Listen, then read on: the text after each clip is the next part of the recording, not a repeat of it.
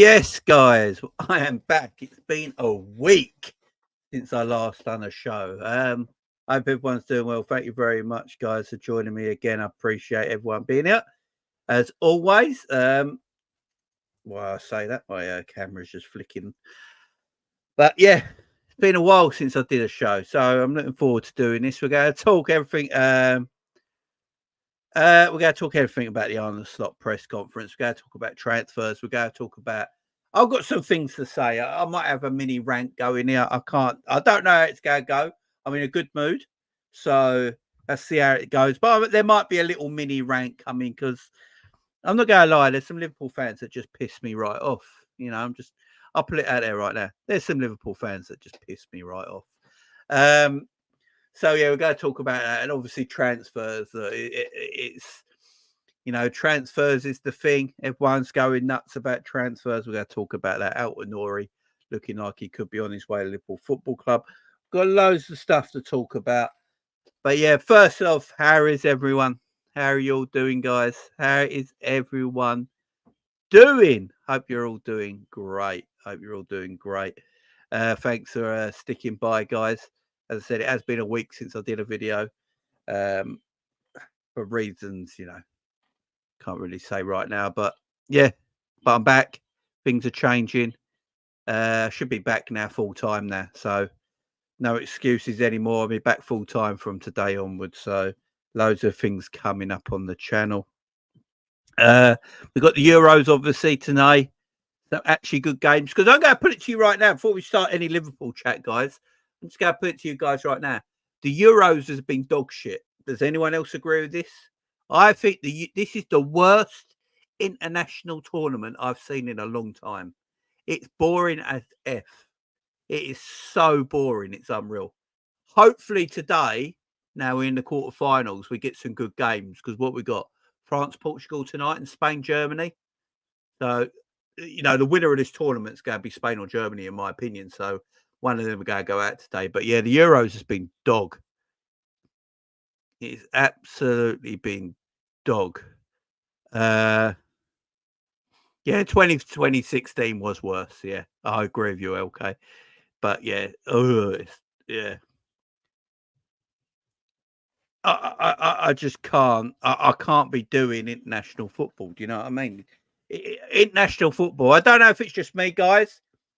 I don't know if it's just me, but international football seems like it's got worse.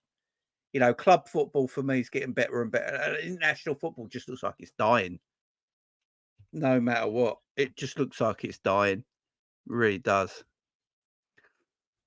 Yeah, the lower ranked teams have been exciting. But the lower ranked teams ain't going to win anything still at the end of the day, are they? So, but they've been exciting. But yeah, it's boring. You're seeing a team in Portugal that Ronaldo, is basically stopping them being successful.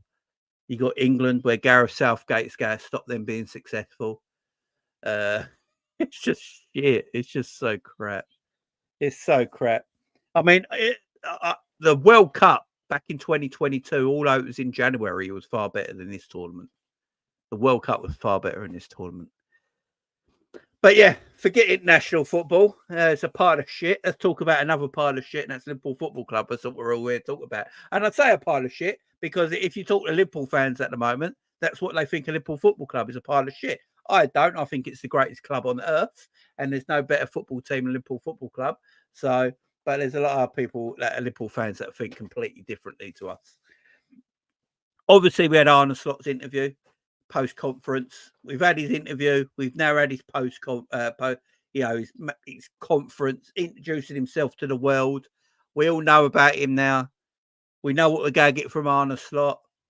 I like it. I don't know how you guys in the chat feel. I actually like Arne Slot. I think he comes across extremely well on TV. There's something about him that I really like that I can't put my finger on at the moment. But there is something about him that tells me that he wants to win things with this football club. He wants to be a winner. He doesn't want to be a runner-up. There is something about him, and I can't put my finger on it right now. But I'm pretty cool on him, I've got to say. Now, if you open up Twitter or Instagram or whatever social media accounts you have, guys, you will see a different kind of landscape there. And the landscape on Twitter, especially for Liverpool fans, is a weird one because they talk the most BS I've ever heard in my life. So people on there today talking about Arne Slot like it was a bland press conference. He's not got the charisma of Jurgen Klopp. Can I just put all this to everyone right now? I need to tell this. I need to put this out there. Jurgen Klopp's left, right? I'm just going to put it out there. I don't know if people need this therapy or not. If people are still in therapy and people are still in mourning, or they can't believe what's happened. But it's now July the 5th, 2024. We're in the summer, we're about to start pre-season. And I think I just need to get this out there. I think I need to get this out there, first of all, yeah? Klopp left Liverpool, not the other way around. So, everyone who keeps banging on about Jurgen Klopp still, he left us. We never got rid of him. We didn't want him to leave. He left us. Now, this might hurt people, but he left us, right? So fucking get over yourselves. That's all I'm going to say. Get over yourselves. He's gone. He's not Jurgen Klopp in a press conference. He hasn't got his charisma of Jurgen Klopp. I don't care. Pep Guardiola has not got a personality like Jurgen Klopp. But Pep Guardiola is the best manager in world football. Our Liverpool fans going to tell me right now that Pep Guardiola was our manager. They'd sit there watching the press conference going, well, he hasn't got the charisma of Jurgen Klopp. I'll be looking at him going, yeah, and Pep Guardiola. I don't care. I don't care if he doesn't speak. What are we like? Who cares? Fucking it. Oh, it does my nutting. It does my nutting. Just guys, move on. He chose to leave our football club. None of us wanted him to leave. He chose to leave our football club. Move on. I don't want all that. This is what I don't want. This is what I don't want, right? I don't want for a whole season, in Arne Slot's brand new season, everyone keep going back to, well, we didn't do like this under Jurgen Klopp. Oh, when Jurgen Klopp was in charge, we didn't do this. How are we meant to move on? The man left us. He's gone. He's enjoying his life. He's having a great time. Go and follow him on Instagram. If you really are that much in love with Jurgen Klopp, follow him on Instagram and watch his life unfold in front of your face. He's not the Liverpool manager anymore. We can't keep doing this. Oh, he's not got the charisma of Jurgen Klopp. No one has. We can all say that right now. Nobody's got the charisma of Jurgen Klopp. That's fine, right? Joe's like, what do people want? Do they just want a happy-go-lucky person that'll give people cuddles and kisses and say and give you outtakes in press conferences? I don't care about that. Pep Guardiola is one of the most miserable human beings I've ever seen in my life. But who wouldn't want him as a manager? He's got the personality of a goldfish. The man's miserable. He's like probably the wealthiest, best football manager in the world. And when he talks, he sounds like he's dying. Don't bother me. Just need to move on. All this going back on Jurgen, it's not fair to anybody. Jurgen left us. You know, Jurgen left us. And people on social media have just got to leave it and stop comparing Arne Slot to Jurgen Klopp. You can't compare the two. They're two different people. They might look at football completely different. They got different personalities, different ways about them. Just move on. Just we go live in mourning forever. I liked what he said, man. Gangan says, Jamie, I think some Liverpool fans ain't taken to Slot as it's probably not the manager they wanted to replace Slot. Everyone was Amarin and Alonso train. Everyone was on them trains, Gangan Deep, yeah, when the media brought their names up. I'll go with the Alonso one. I think Liverpool fans are on the Alonso train because it's Xabi Alonso and his apparent allegiance to Liverpool Football Club, right? That everyone got rattled by. Oh, Xabi Alonso loves us. Xabi Alonso loves us. Why wouldn't he come to Liverpool? He talks about Liverpool as a former player. And? And? Like, do you know what I mean? What does that mean? It doesn't mean he has to manage us. Do you know what I mean? It doesn't mean he has to come to our football club and be our manager because he's got an admiration for Liverpool Football Club, or he likes Liverpool Football Club, or he's got feelings for Liverpool Football Club, or doesn't mean he has to be our manager. Yeah, it's just not the way world works sometimes. But Liverpool fans are like, oh, we should have got Xabi Alonso because his allegiance to Liverpool. Did he leave to go to Real Madrid? I mean, what, like, did it? I don't get all this stuff. I really don't get all this stuff. And Almiron. No one wanted Almiron until the media spoke about him. I'm telling you now, even I was on board. Like, no one wanted Almiron. No one wanted Ruben Almiron. It's just Arne Slot's here. He's our manager. I'm behind him 100%. Yeah, I'm behind him 100%. You know, there are going to be Liverpool fans that do Liverpool channels that are going to be like, I'm never going to be Arne Slot in. I can't stand Arne Slot. We're Liverpool Football Club. We deserve more. We deserve better. We do deserve more. We deserve better. But so does 1,000 teams in English football and European football. Now, why do we put ourselves on such a pedestal? Never understood that. Like, we deserve this. We deserve fuck all. You know, no one deserves anything. You have to earn it. You have to earn success and respect. You know, you can't just get something, oh, because I'm Liverpool. Nah, fuck that shit. I'm not a charity case. This football club ain't a charity case.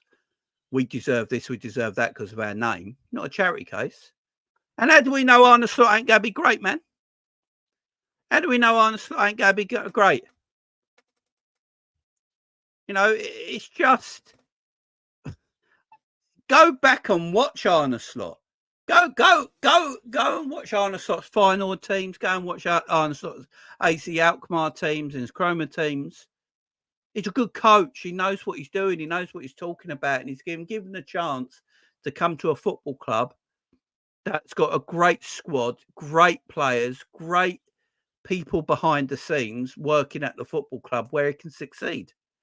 He can't wait to take the job. You know what, guys? There's Liverpool fans out there right now that, well, I wish Xabi Alonso was our manager. Xabi Alonso didn't want the job, guys. Arne Slot did. Xabi Alonso, this man that everyone says has got, oh, he loves Liverpool. He's got everything about Liverpool. He didn't want to be our manager.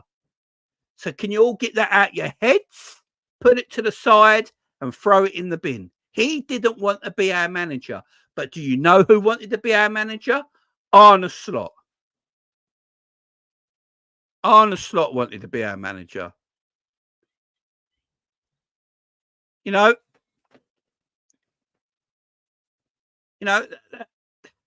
this is what I don't get from everyone. Watch Xabi Alonso have a really shit season next year, by the way. Watch Xabi Alonso and Bayer Leverkusen have a terrible season next year, and no one will be talking about it. No one will be talking about it. Watch him have an absolute shit show. He didn't want to be our manager. He didn't want it. Didn't want it. And Ruben Almiron, Liverpool were interested in Ruben Almiron, but he was after the money. So fuck him. Yeah? You're after the cash. He's after the money. He wanted to be the third most paid manager in world football. For what? For what? Yeah, people keep getting on their high horse about these managers, man. Give Arne Slot a chance. Give Arne Slot a chance. He wanted the job, man. He wanted to take over Jurgen Klopp. He wanted to take over Jurgen Klopp. Xavi Alonso didn't. So let's get rid of all this Alonso this, Alonso that. Yeah, they can piss right off.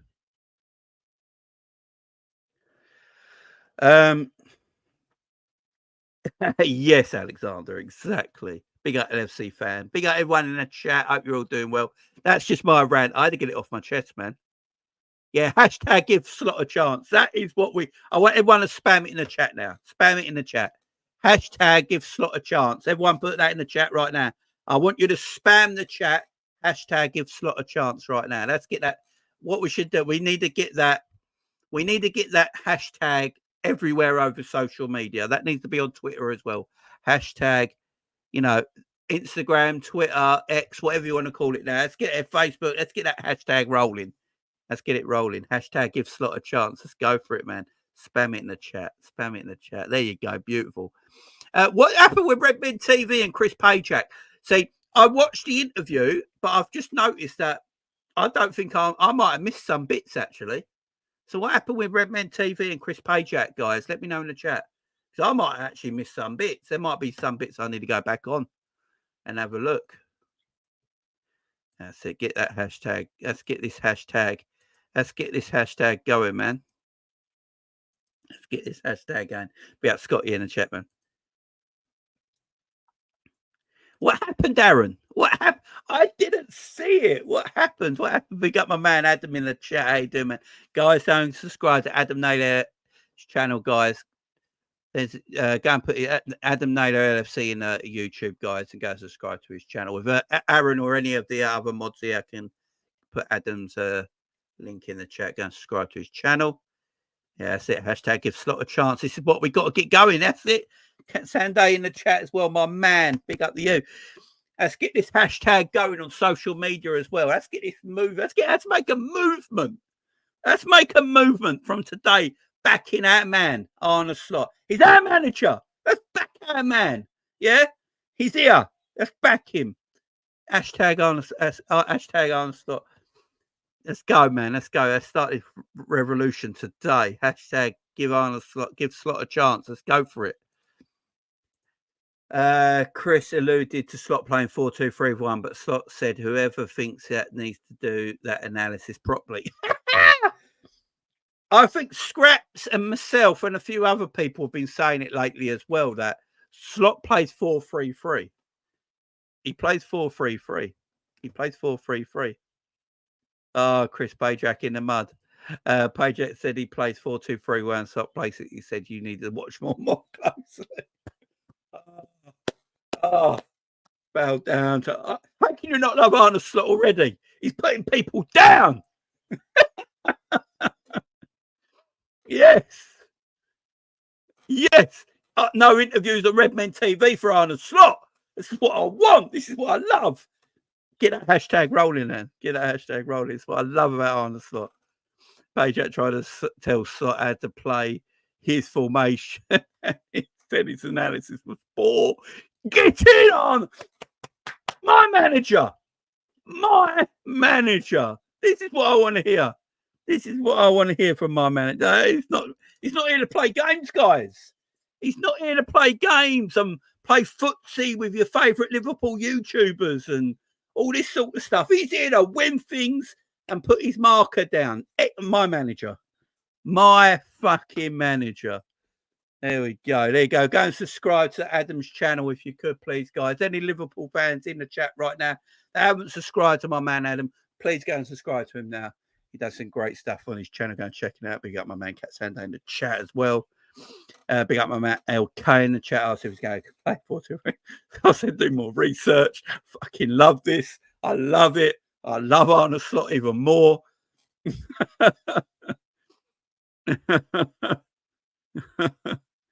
Oh, I love him, man.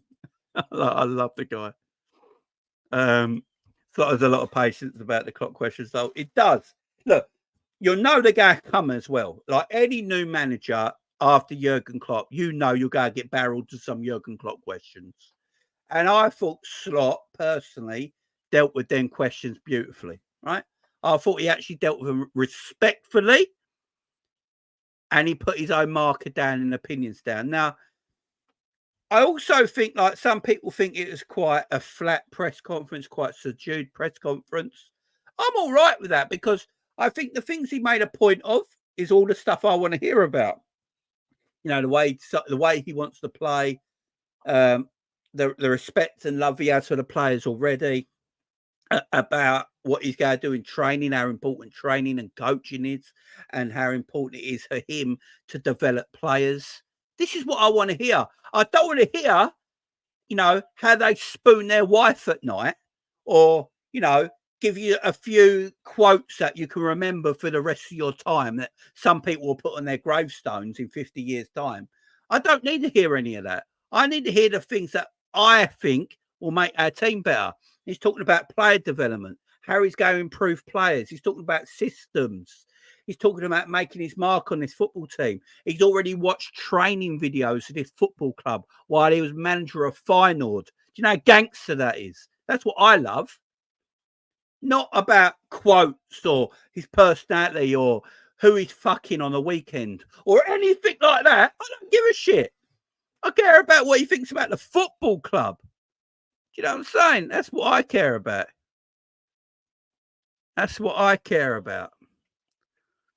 Yeah, Slot collecting W's already, exactly. Fair play to Pajak. He said he just got scored by Slot. And look, the thing about Chris Pajak, I like Chris Pajak. I personally think, this is my only personal opinion, is that I don't know about, I can't speak for anyone else, but Chris Pajak is the best person. Chris Pajak and is it Chloe Buxton? They're the two best people on Red Men TV for me. I think Red Men TV, like it or don't like it, or what everyone thinks about it, it is the biggest Liverpool channel out there. But I think Chris Pajak and Chloe are not afraid to say how they feel, even if it pisses off people in their own company they work for. That's why I like them too. But fair play to Chris as well. Fair play to Chris. And that's a good point from Gangadee that we'll get to in a bit.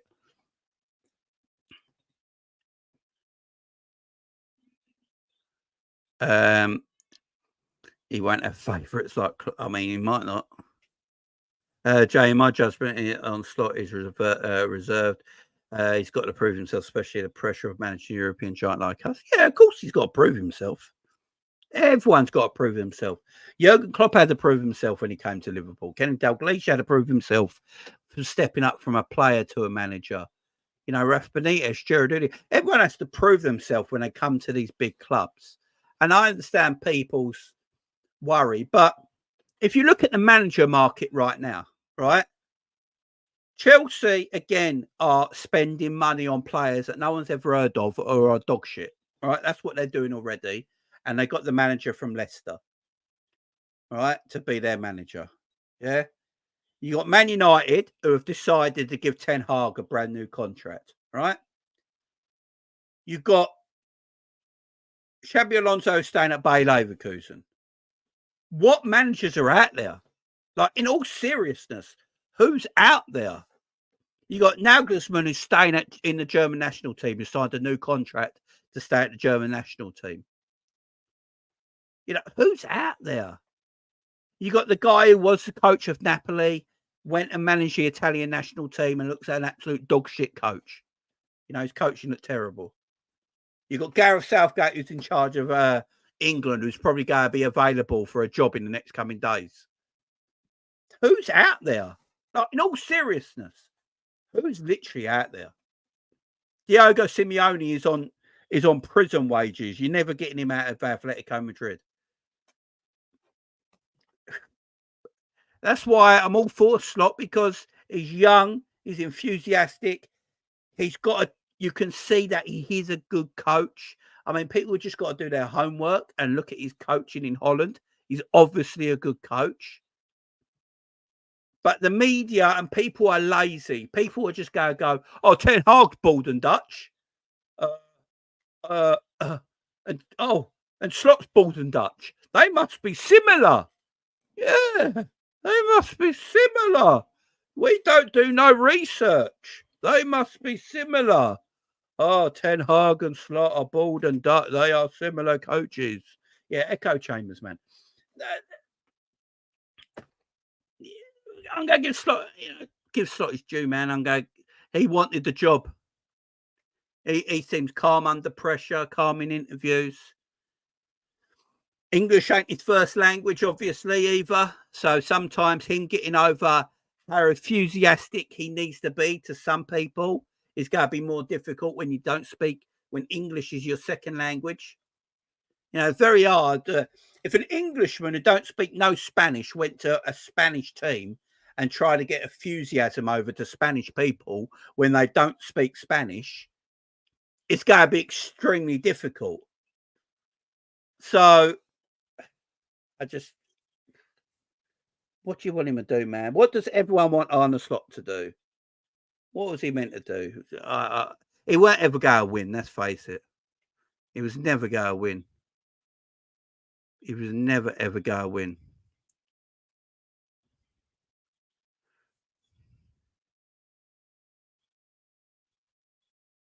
Yeah, I agree, Adam. We're going to talk about that in a minute.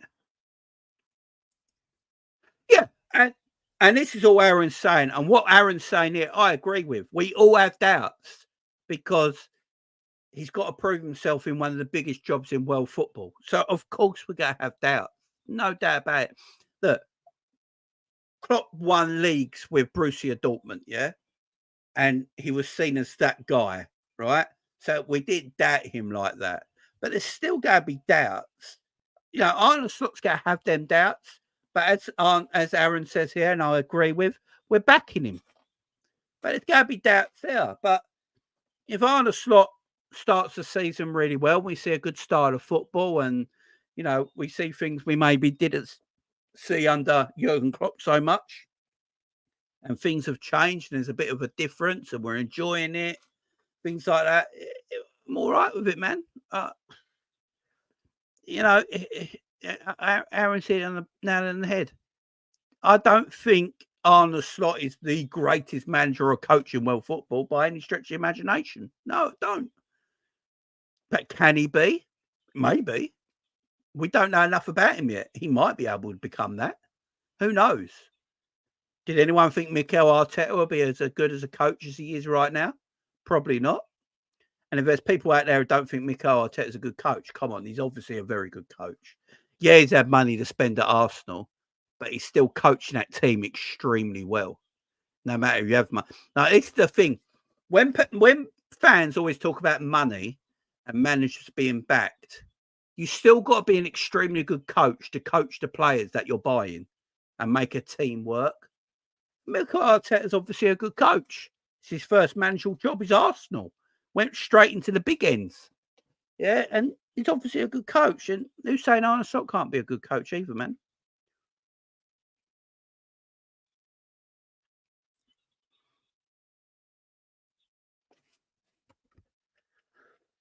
I don't know if this might be sound mad, Gangandeep. This might sound mad because he won 3 Champions Leagues in a row.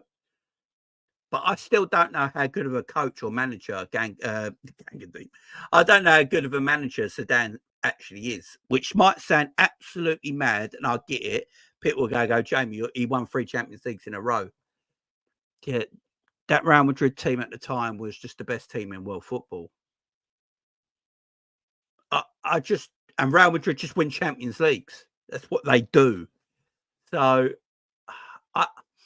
it's because he's not managed anywhere else. He's just managed at Real Madrid, and that was it. I don't know how good of a manager it's weird, ain't it? Because I'm saying this, and Slot's obviously never won a European trophy, and Zidane's won 3 in a row. It was never. Do you know? I mean, it might sound mad. I don't know if you know what I mean by it. Russell says Inzaghi weren't leaving Inter Milan. He weren't leaving Inter Milan, man. Jamie, I thought you were trending on the next, but it's Jess Phillips. Is Jess Phillips the ain't she a Labour MP?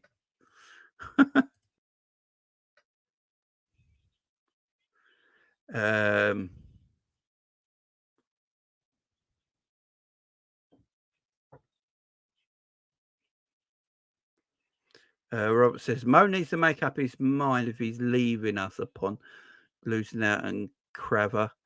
Mo ain't leaving. Salah ain't leaving anywhere. Big up Max in the chat.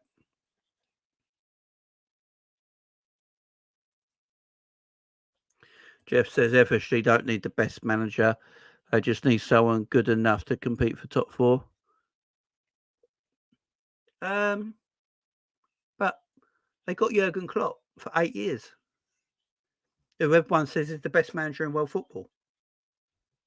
I'm not having a go at you, Jeff, or anything like that. I love you, guy, but I'm just saying, like, they did get Jurgen Klopp. Obviously, before that, yeah, I hear you. I do hear you. I'm not going to disagree and agree.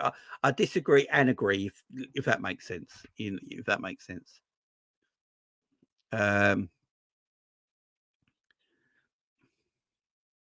Again, says I agree. He had a stacked Madrid team who didn't need coaching like a project. Yeah, that's what I'm saying. And Ali says it here as well. Can Zidane build a team? Is the question exactly? He had arguably the best ready-built team like in existence at Real Madrid. You know, he had it there. He didn't need to add anything to it. It was just there for him to achieve, and he achieved. So. Yeah, it's going to take. So, it might never happen either. I look at the beginning. Look, people might get this construed the wrong way. What I was saying earlier, yeah, right. I'm not slagging Jurgen Klopp off. Anyone comes at me in the chat, I'm not slagging Jurgen Klopp off at the beginning of my video here, beginning of my speech about Jurgen. I'm just stating facts. Yeah, Jurgen left us. Right, he left us. Yeah. And that's a fact. It's not a lie. It's not contruded. It's just facts. He left us. He didn't have to leave. He said that. He didn't have to leave. He weren't being pushed to leave. He actually wanted to stay, but he felt like he had to leave our football club, and he wanted to leave. So Klopp left, and that's just a fact. No matter how many people want to try and spin it, that is a fact. Xabi Alonso didn't want the job. The man that says he loves Liverpool and Liverpool are in his heart, and he always talks about Liverpool and its kids are scouts and all this blah, blah, blah, blah, blah. Well, the hottest, if you love Liverpool that much, there's an empty seat that has just been at Liverpool Football Club with your name on it if you wanted it, and he didn't want it. Arne Slot wanted it. Arne Slot is happy to take the mantle over Jurgen Klopp. He's so happy to take the mantle over Jurgen Klopp. But the problem is there's going to be fans, and I don't blame them because there's going to be young fans as well that only know Jurgen Klopp, and that's not a problem. You know, when you only know one thing your whole life, it's very hard to shake that and get on board for another person. I get that. I totally do. But maybe because I'm an older fan, I've been there and done it and seen it, like some of you in the chat, that I've just moved on. I've moved on quicker. Maybe I've moved on too quick. Maybe that's the issue here, guys. Maybe I've moved on too quick. Maybe like I've gone, you know what? I've just moved on. I've just got on with it now. Klopp's left. Klopp was great. I loved him, but he left us, you know, gone. Now, new man's here. I'm on board with the new guy. Let's get behind the new guy and stop worrying about the old guy, because the old guy ain't here anymore and he can't affect anything on our football club anymore because he's not here, but the new guy is. So let's get behind the new guy. But I feel like there is going to be fans that will never get over it. And I just feel like in the season, if Arne Slot loses a game, because he will lose a game, because I don't know if people know this, most managers lose games of football. He will lose a game of football, and I can see it in the headlines right now. Oh, Klopp wouldn't have lost that game. Oh, Klopp would have defended a bit. Oh, Klopp would have done something different. Klopp would have made a substitution far quicker than Arne Slot. It's going to be all that. It's ridiculous. I hate it, but we all know that's going to happen. We all know it's going to happen. Even I can guarantee you on TNT Sports or Sky Sports or whatever fucking sports, they will. That should be a channel, by the way. Whatever fucking sports should be a channel. If anyone wants to make that channel, give me a bit of money for it. You're welcome, yeah. But that should be a channel, whatever fucking sports should be a channel on Sky.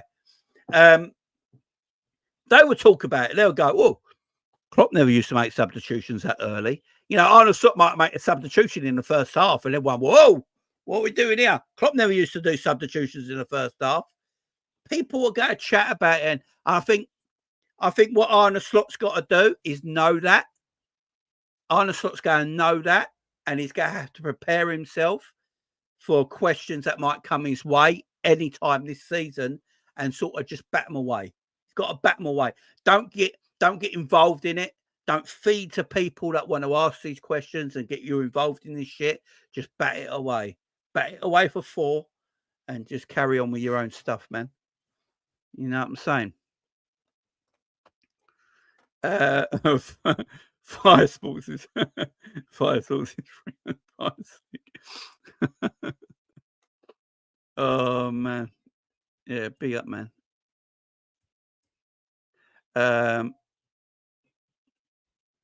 If Slot wins trophies, he'll get the haters on side. Yeah, exactly, and that's what he's got to do. But LJ says, "Man, I fear we can love him like we love Klopp. Men fear we, man, I fear we can love him like we love Klopp." Yeah, I get what you're saying now. I get what you're saying.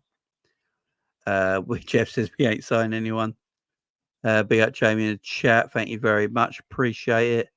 If not, it's not successful or not.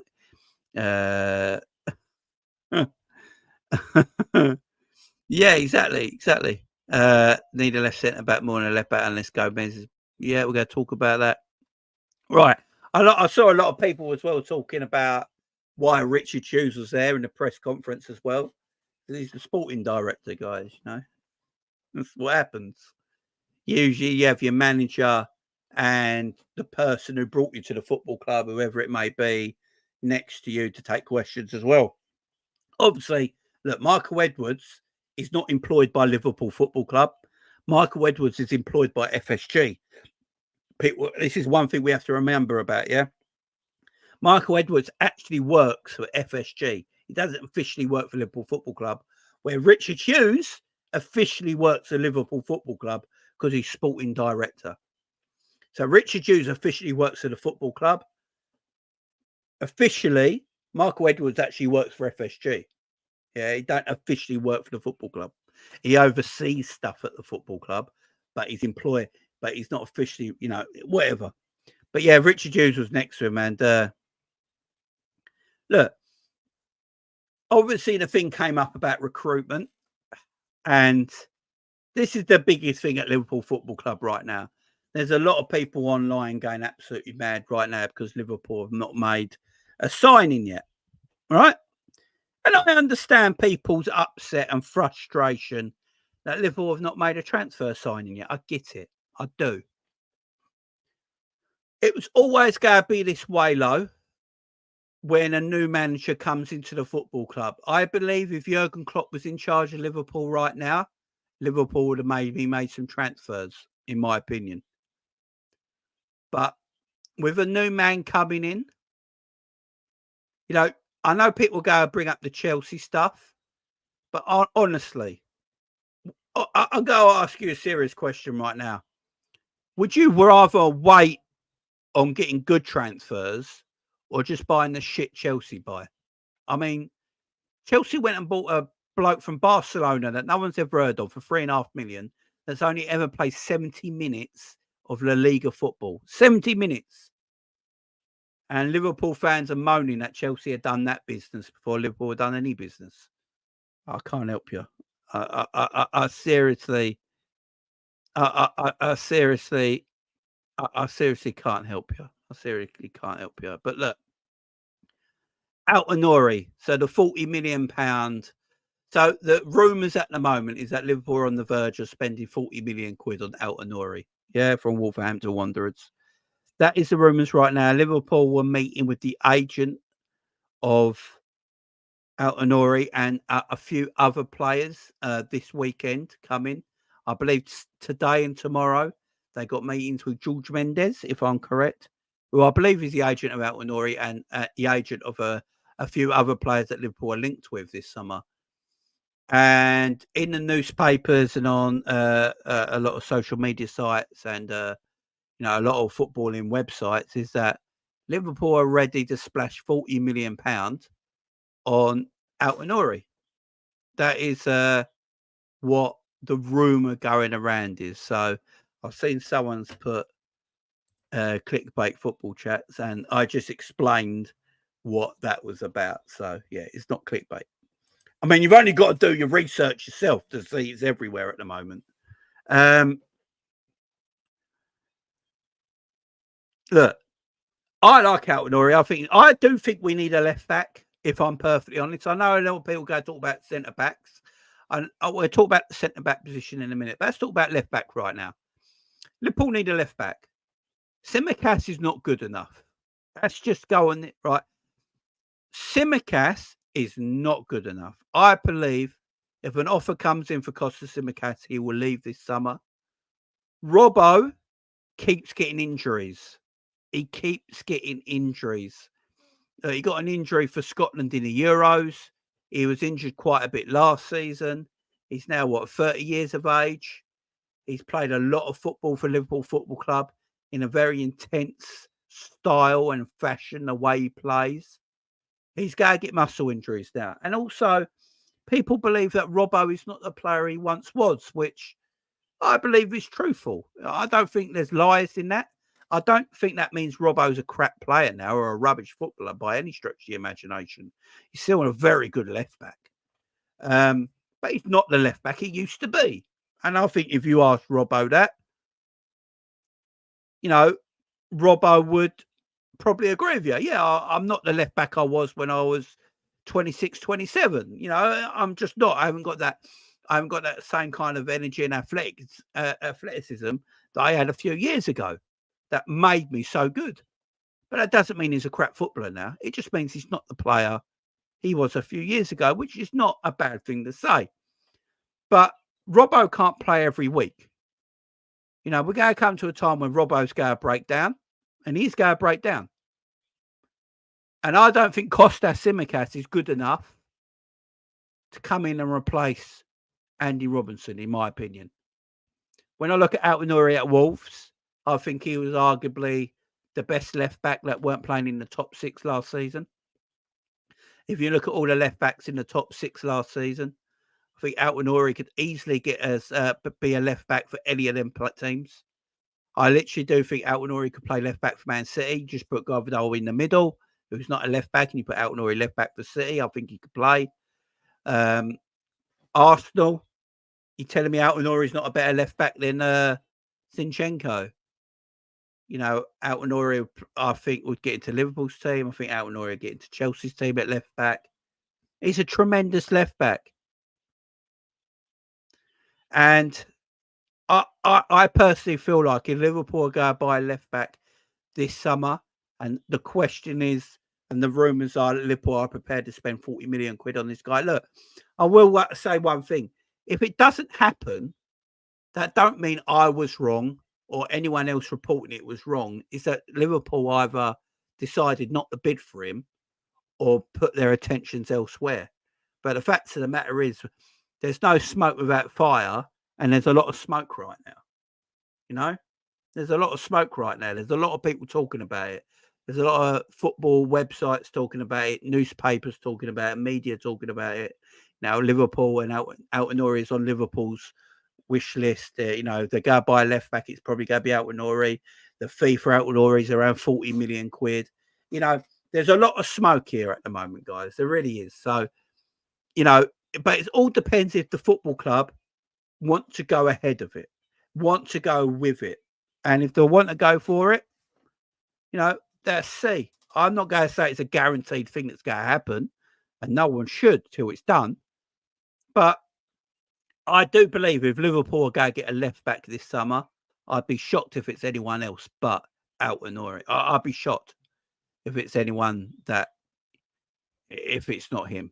I would be I would be shocked if it's anyone else, unless you go get a centre back who can play left back.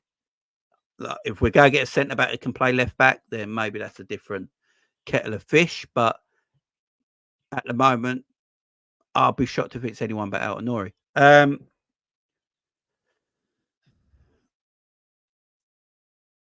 So that's all I know on the Ait-Nouri. So yeah, that's apparently true as well, Russell. Big up, man. Yeah, that's the rumours going around as well that he actually wanted to bring him in before he went to Wolves. So yes, that's interesting. So let's leave that. Let's park the left back stuff over there a minute. Let's look at the centre back stuff. Now, everyone's going. I don't know how many people are on Twitter, but obviously, Twitter can be sometimes an all right place to be. If it depends if you're what, but football related stuff on Twitter is a madman. It's the worst place in the world to be. Football debates on Twitter are not debates. They just have a go at you. I get it all the time. I get called a top red, or my favourite one on Twitter is when they say I worship FSG because I just disagree with a comment. It's just mad. They make shit up. But yeah, all the stuff at the moment is that because there's so many reports of Liverpool linked with this player, Liverpool linked with that player, Twitter go absolutely mad when that player doesn't actually come to Liverpool. And let's talk about one of them players. So one of them players is Calafiori. So Arsenal are very close to signing Calafiori from Bologna, right? Apparently Chelsea are trying to get in there as well. And now Liverpool Twitter's gone absolutely dog shit mad because they're like, hang on, I thought Liverpool were in for him. As far as I know, I don't think Liverpool have ever been in for him. I said it a while ago that I think Calafiori is a smoke screen for someone else. I think agents do a big talk up on this. And then look, Liverpool might have spoken to Calafiori. They might have spoken to his agent. I think, they might have gone, is Calafiori available? Yeah, we got a yes or a no. And that might have been the end of discussions. But because Liverpool, because it's put on social media, look, it's so clickbaited that they go, Liverpool interested in Calafiori. They might be. Because they might have just phoned up their agent one day and went, oh, is this the agent of Calafiori? Yeah. We're Liverpool Football Club. We're just asking, is he available this summer? Yeah, he is available this summer. Okay, thank you very much. And that's the end of the phone call. That's the phone call finished. Done. And that's as much as their interest was. It depends what you believe. Now, people are on, like, the thing with social media that's really pissing me off. And the thing is, being a content creator, you sort of have to be on social media because you get your information, you get breaking news, you get a lot of stuff off social media at times. So you have to be on there. But some people just go so over the top. It's like, oh, this is FSG PR again. FSG PR making you think we're after a player when we're not. Right? Can I put to bed this PR stuff right now, guys? I need to put to bed this PR stuff, right? If you're doing PR, if you've got someone doing PR for you, the PR you want is usually good PR. Yeah. I've never seen anyone do PR where it makes themselves look worse. And if you're doing that, sack your PR agent, sack whoever's doing the PR for you. Whoever's doing it for you, sack them, because you're not meant to do PR and make yourself look worse. It's meant to big you up.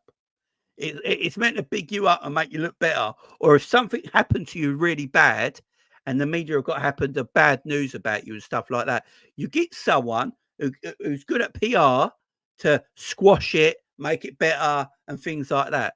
Not this FSG PR spin. What, to make things worse that we lost on transfers? Yeah, that's the worst PR I've ever seen in my life. Why do we keep doing this? The PR spin is when we should win transfers, not when we lose them. So, yeah, Liverpool were never in for him.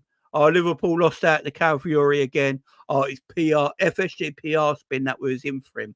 So, in your opinion, FSG went for a player they knew we'd never go get, and were telling the world we were in for this player that they knew we'd never go get to make them look better? Makes no sense. It's not even me bigging out FSG. That just makes absolutely zero sense in the world. People just got to get off this PR bullshit, man. No, right. Let's be honest here. Let's be honest. Been doing this a long time now. I didn't really hear. I've not heard anyone talk about Calafiori before the Euro started or before the end of the season when people were going, "Oh, Bologna are in a Champions League race. Let's have a look at Bologna's team. Oh, that's Calafiori. Looks good." Before that, last August, September, October, November, December, January, February, March, I never heard anybody talk about Calafiori. And now he's the greatest centre-back in the world. He's now the greatest centre-back in the world.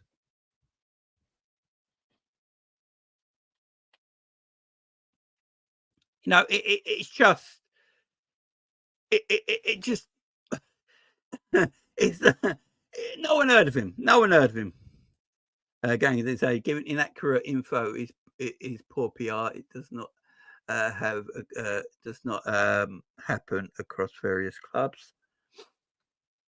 But the thing is, Gangadee, I see teams linked with players all the time, and teams don't get players all the time.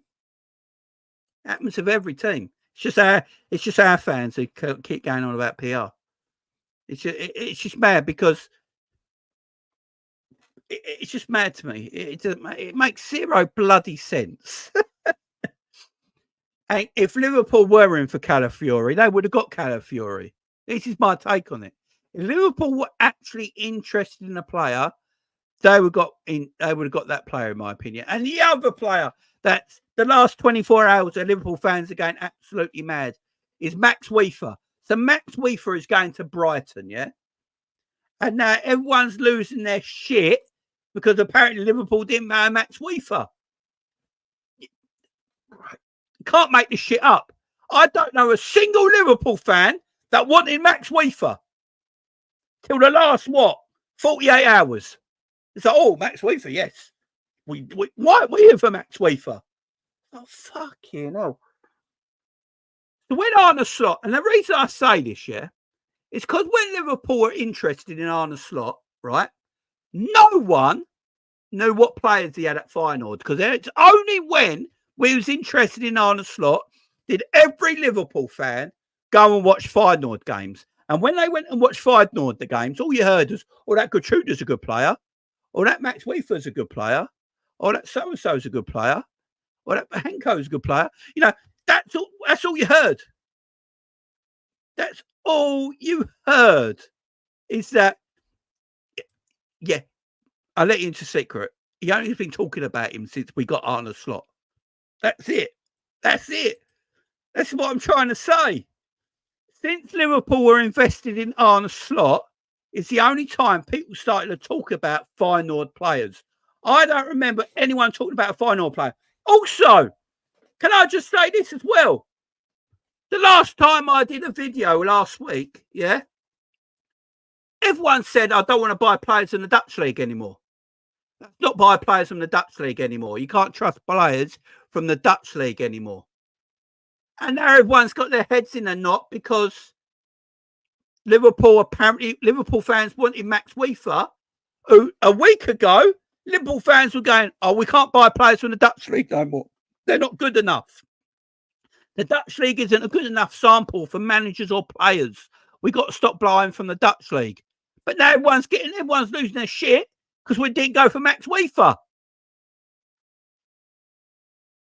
You know what I'm saying? This is what I'm trying to say. Why is everyone losing their shit over Max Weaver, who's going to Brighton, when only a week or 2 weeks ago, most Liverpool fans were saying, don't go and buy players from the Dutch league anymore because it can't be proved if they're going to be good enough because the Dutch league is shit. And now they're all losing their shit because they're not buying Max Weaver.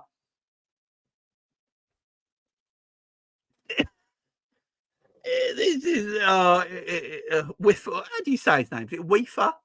Weaver.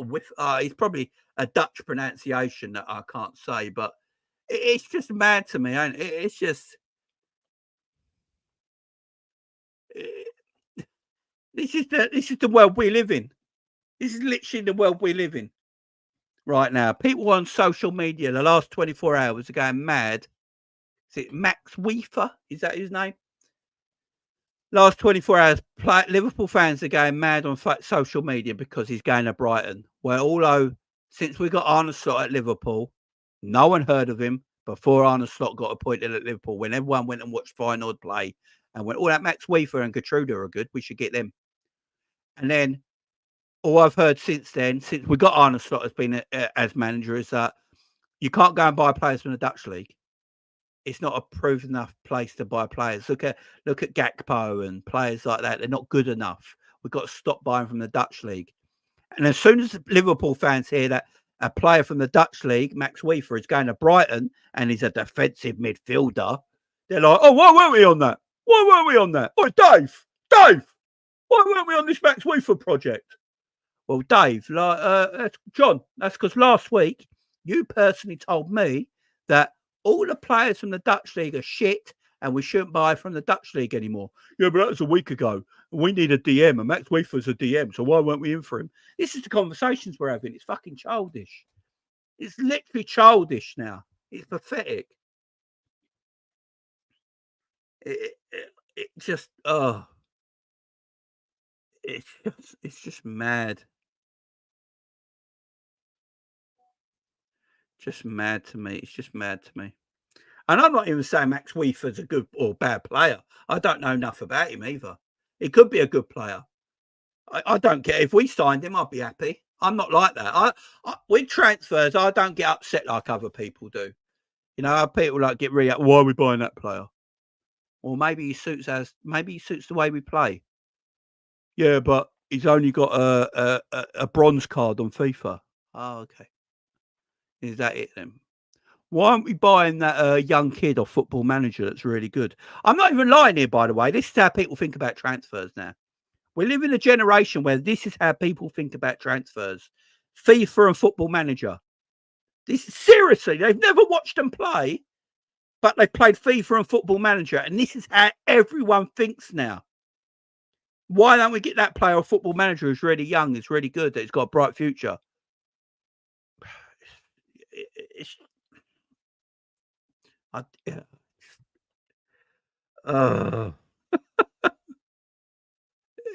It's just mad to me. It's just it's just it's just a mad one to me. It's just a mad one to me. And we get linked with players all the time. You know, Liverpool, Max Waffle, Weaver. Yeah, we get linked to people like Weaver probably was linked last year. Liverpool get linked to so many players.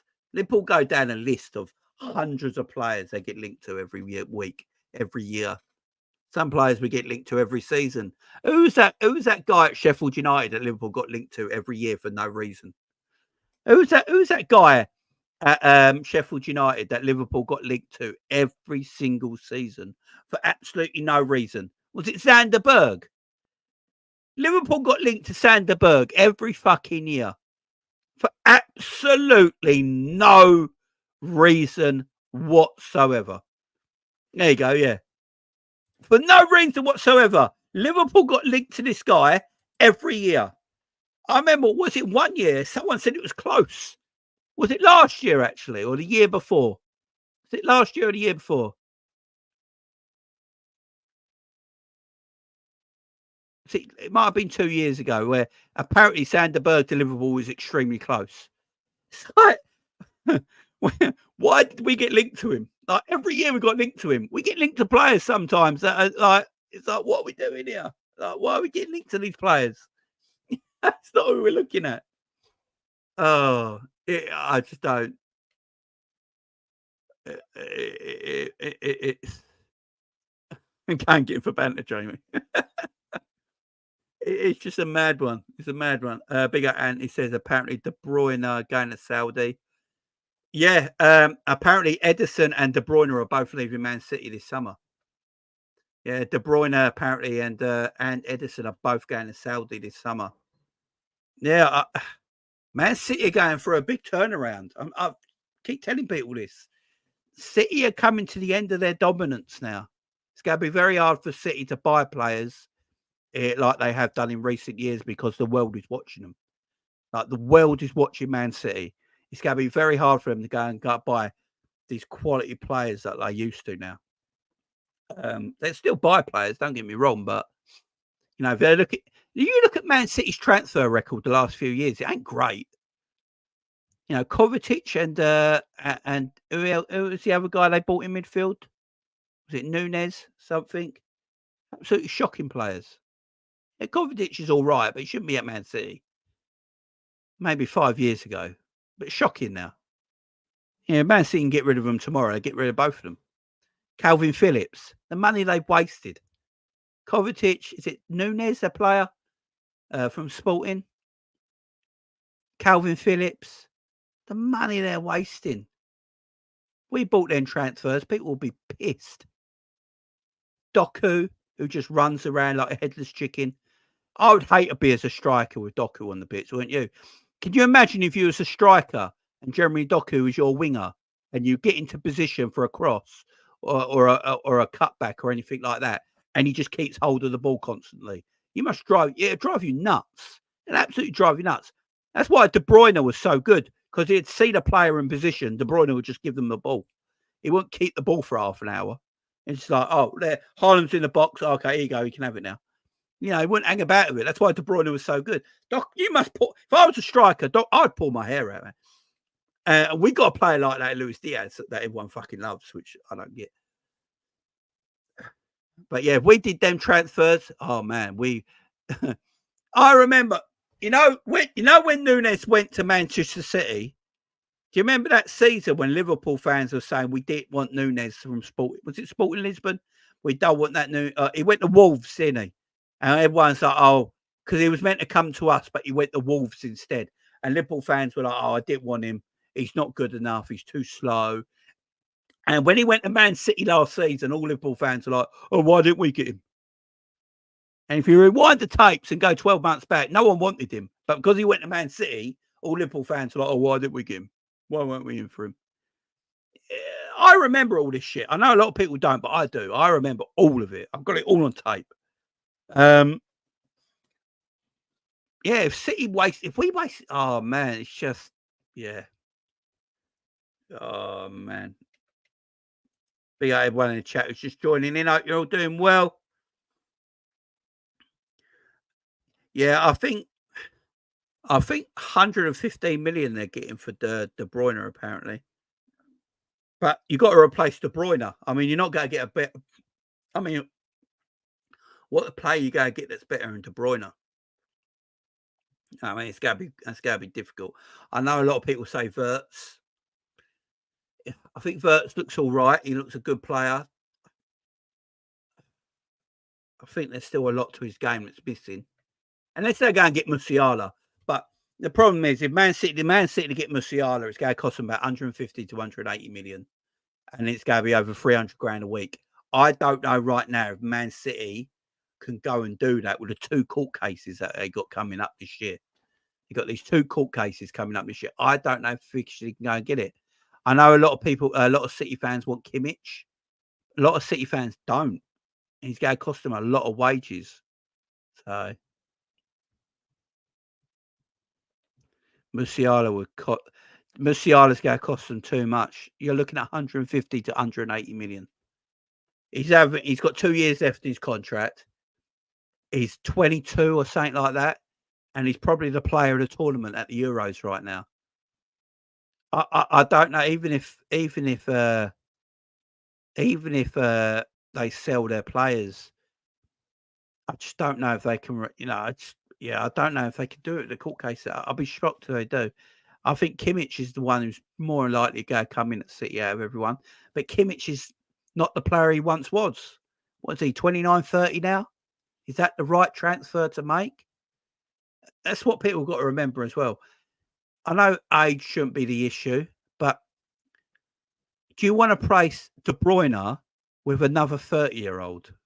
Like, does that make sense?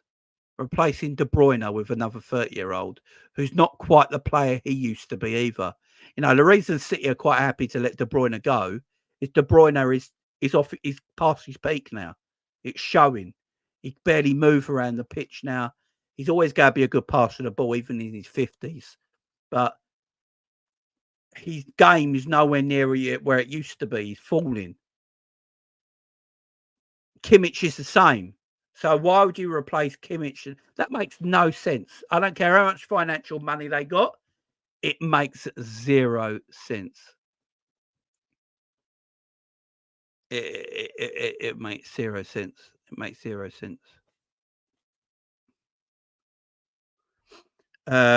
Big up my man says we'll take 10 games to figure out Slot's tactics. It'll be fun to start the season. Yeah, unfortunately for Liverpool first 10 games of the season are all winnable games as well. I think in them first 10 games, is it Chelsea and Man United, our two hardest games? And one of them's away, one of them's at home. So our fixtures for the first few games at the start of the season is quite handy. And I think that helps Slot as well, get his tactics in order, games that should be winnable. I think personally, Slot's got a bit of luck as well with the fixtures this time to start the season. Gives him a bit of a chance to, get his tactics into the players, what he wants to do, where he wants to play, while still playing the way they did the years before that the players already know. That's enough to get him over the line in these first few games. Yeah, this is an interesting one. I rate this guy highly, Craver, by the way. I absolutely rate him highly. I rate him highly bonkers. This might sound mad, right? You guys might come for me here, and I get it. I don't know if he can do it in the I don't know if he's that sort of player that works in the Premier League. I don't know if the Premier League. He likes time on the ball. He likes time on the ball and space on the ball, which is why in Italy and on the international stage he flourishes so well. In England, in the Premier League, I don't know if it'd be, and that doesn't mean he's a shit player. I've always said this: some players are just better in other leagues where the football is slower for them, where they can show their skill set off more. That's my only worry about Craver. It'd be a lot of money. And I think it is a gamble in the Premier League if he works. But he's a tremendous footballer. I'm not saying he's a bad footballer. I think he's a tremendous footballer. I just don't. The money he would cost, I don't know. What I've seen of him, he likes a lot of time in the ball.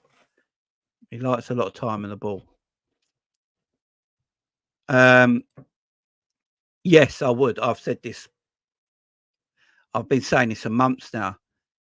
I think I said it about a month or so back, guys, on this channel, that I heard rumours that Chiesa was a very cheap, around the £21 million mark. And everyone came at me. And then today, everyone finds out that Chiesa is available between 17 and 21 million. Mad that, ain't it? For a punt, out of all the wingers Liverpool have been linked with, I would take Chiesa out of all of them. Now, his injuries aside, I understand. But when he plays, I thought he was Italy's best player in the Euros by quite some way. I thought Barella was dog shit, by the way. Everyone keeps going on about Barella, but every time I watch him, he's crap. There's something about Chiesa.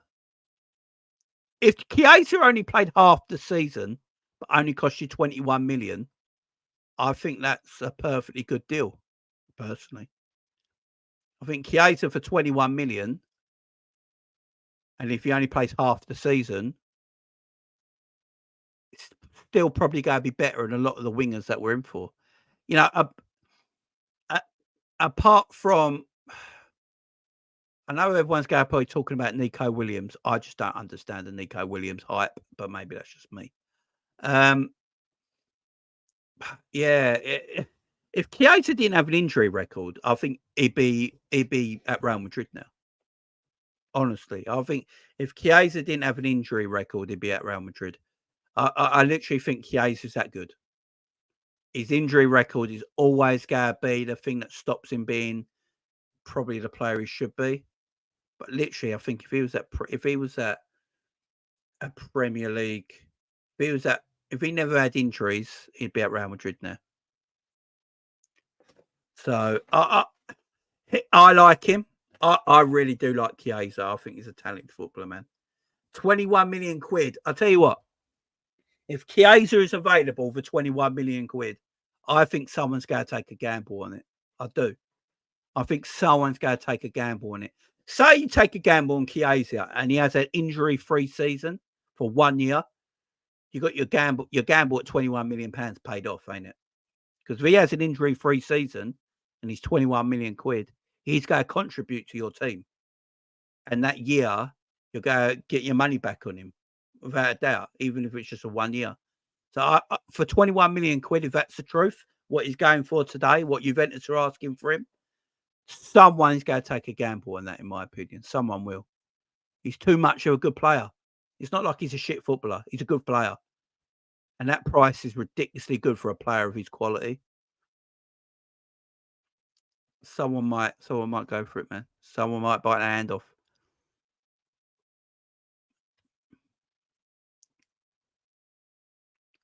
I just don't get the Barella height ganging deep. I don't get it, man. I don't see what he does, what a lot of other midfielders don't do. I don't see it. I think he's a good player. I just don't see the hype over Barella. I never have done either. I don't get the hype over. Another player I don't get the hype over, and that's Nico Williams. Now, this just might be me and my stupidness, and I don't know what it is. I just don't get the hype of Nico Williams. I see some people today saying he's player of the tournament. Right. Is he? Look, he's quick. He's athletic. He will go past people with a heartbeat like that before you blink. He's very direct and he takes his player on. He's exciting to watch. I get all that. And he is a talent. I'm not saying he's not a talent or he's shit or anything like that. I just don't get where people are hyping him to a degree that, like, oh, you got to get him sort of thing. If you ask me, the 16-year-old kid who plays on the other side is far better. The 16-year-old kid, Yamal, is how he say his name?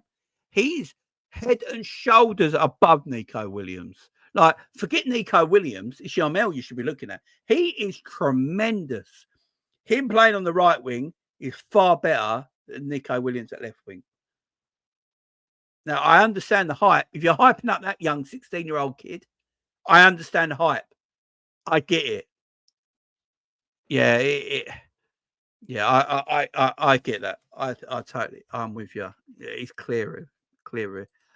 Big up my friend Rana. How you doing, my friend? So the 40 million deal we were talking about earlier might be for Ait-Nouri. So yeah, Liverpool are heavily linked with Ait-Nouri, and apparently Ait-Nouri is like valued around the 40 million pound mark. And there's a lot of football websites and social media sites the last couple of days have been saying that Liverpool are meeting with his agent apparently today and tomorrow, and the word on the street is that it could be a 40 million pound bid, and Liverpool are very linked to him. I don't know if it's true, just putting it out there. Yeah, he's clear, man. He's also he's 1 billion. You can see why as well, Chapman, can't you? You can see why it's a 1 billion pound. He's priceless. He's quality. He's quality. Fabian Ruiz has been quality this tournament, gang and deep. He surprised me how good he's been. Obviously, we know about him, his PSG days and all that, but he surprised me how good he actually is, man. He's a super talent. Really is super talented. Very, very, very, very good footballer. I'm with you, gang and deep. He's a good player, man. I'm with you on that. So, yeah, the Yoro stuff. So, this is interesting. So, Liverpool are looking at a centre back, it's Lenny Yoro, which is I know a lot of people are going to be like, why are we after him when he only wants to go Real Madrid? And the fact to remain is that Real Madrid are yet to bid for him. I mean, we're live right now. I don't know what's going online. I might be seeing something else different. But I haven't seen anything so far. But Liverpool have not really. I don't see Real Madrid a bid for him yet. I know a lot of people were saying, "Oh, him and Madrid are close." So the way I see it, the way I hear it right now, and I've heard about this deal, is that yes, Yoro wants to go to Real Madrid because who doesn't? Let's be let's be fair here. If you're a professional footballer, you probably want to go to Real Madrid sometime in your career. It's just the way it is. And he wants to go to Real Madrid. That doesn't mean he won't want to go anywhere else if Real Madrid don't bid for him. He's already said he wants to leave this summer.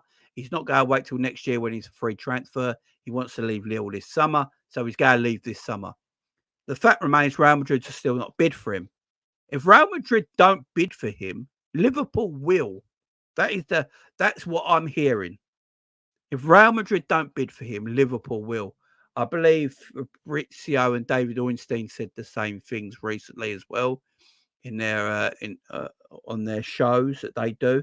That they've said that Liverpool are staying with this. They know Real Madrid's his favoured destination. They also know that he's going to leave this summer. So if Real Madrid don't bid for him, Liverpool are going to come in for a bid. Now, if I'm Liverpool, I stay around. I hang around this transfer. If this is the player you want, and I always make this clear, go for your first choice every time you got a chance. Always go for your first choice. And if this is Liverpool's first choice in Yoro, go for it. Yeah, Real Madrid's there, but Real Madrid are yet to make a bid. As soon as Real Madrid make a bid and he decides to go to Real Madrid, Liverpool will move on and look at what else is available. But if this is Liverpool's first choice and the player they want, stay with it. Because at this moment in time, Real Madrid ain't made a bid, have they? So if Madrid fail with their transfer for Yoro, I can guarantee you right now, Liverpool being there like that. If they hear Madrid have walked away, they're not going to match what Lille want for him, Liverpool will bid. Liverpool will bid for him. And I understand why Liverpool are hanging around. I know a lot of Liverpool fans are like, just move on. He's going to Madrid. What if Liverpool move on and he doesn't go to Real Madrid? Liverpool go look like idiots. They go look like idiots. If Liverpool move on, say Liverpool drop this transfer and go, right, we'll go drop it. We're not in for him no more. He's got his heart set on Madrid. And then he doesn't go to Madrid and Liverpool have moved on and PSG have heard this and gone, right, we're the only team in for him now, and they go and bid for him. Liverpool fans would be like, oh, why didn't we go for him?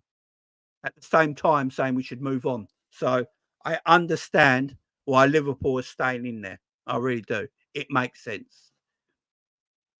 It makes sense. Makes sense to me.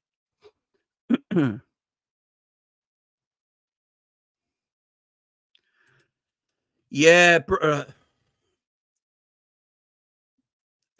The problem with Bruno Guimaraes is that no one thought he was worth 100 million quid, and that's why no one went for his release clause before it ran out on the 1st of July. And now, I don't know if people value him like a lot of people think, I don't know if people value Bruno Guimaraes like a lot of people think. Newcastle want 70 million for him. Now his release clause is finished. I just don't know if people value him like that. That's the way I look at it. Richard bid for him, but it was 10 million below the asking price. But he's a free next summer. Yeah, but the thing is, Lenny Yoro doesn't want to wait till next summer. He wants to leave Lille this summer. That's the thing there. So even if Madrid don't bid from him or bid the price he's worth, what Lille want, then he's going to leave this summer. I doubt he's already said he wants to leave. So Liverpool looking at Euro Madrid power. Yeah, see, Madrid are bid, but they're not paying the money they want. Wouldn't you want a more experienced centre back? Bearing in mind we do have Kwanzaa as well. Not really. Not really. If Yoro's the man, if he's meant to be the man, and they think he can be the man today, then if he's good enough, he's good enough for me. You know, how old's William Saliba? 22? Gabriel, 23, 24? I don't know. If they're good enough, they play. Simple as that for me. If they're good enough, they play. I've said it about Kwanzaa. If the manager thinks Kwanzaa's good enough, I don't care how old he is, he plays. I think the age thing on, like, look at that Barcelona kid who's 16. Yeah, he's 16. And he plays for Barcelona and he plays for Spain in the Euros. There's not a more experienced winger playing in front of him, because the more experienced winger is not good enough to play in front of him. Do you see what I mean? Sometimes we've got to look at the age and go, yeah, you can get a more experienced player, but if they're not better, then what's the point? And Virgil's our most experienced centre-back. So no matter, Virgil's going to play. So no matter who's playing with Virgil, you got your experienced centre-back there, ain't you? Joe Gomez is more experienced, but Yoro's probably a better defender and a better defender than Joe Gomez. But doesn't mean I'm going to play Joe Gomez in front of him. I don't know. I don't know. To ask you a question there, Gangan Deep. I think it's yeah.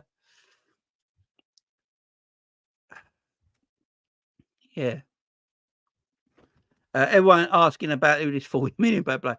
So they're all apparently close. I don't know if it happens or not, but it's Ait-Nouri from Wolves. Now, I'll say this one more time. Ait-Nouri from Wolves is Liverpool apparently talking to his agent today and tomorrow. His agent's in town. He's apparently at Liverpool now. They're talking. That's the rumours going around online right now and on a lot of football websites and a lot of, especially Liverpool social media accounts and stuff like that. And the Wolves are asking for 40 million for him. So in Liverpool are apparently talking to his agent, and Wolves are wanting 40 million from him. And there's been a lot of smoke about Ait-Nouri. Now, a lot of people are talking about Ait-Nouri to Liverpool. So, yeah, that's what it is, man. Does it happen? I don't know. I can't sit here and go, this is definitely going to happen. It might happen. It might not happen.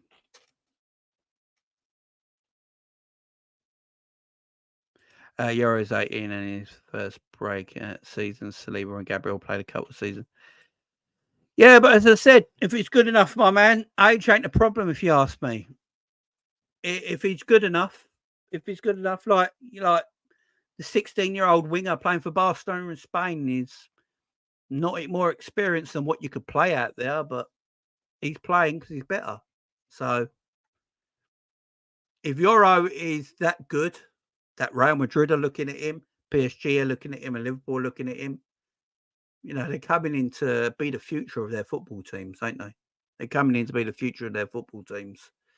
And if Yoro's coming in to take Nacho's spot, now Nacho's been at Real Madrid since he was a kid, I think. He's been there forever. And if he's coming in to take Nacho's spot, then Madrid must think he's ready. So if you're that good and you're that special, then fuck it, why not? Do you know what I'm saying? No, we have got Canate there. Got Virgil and Canate and Joe Gomez, who are all experienced defenders.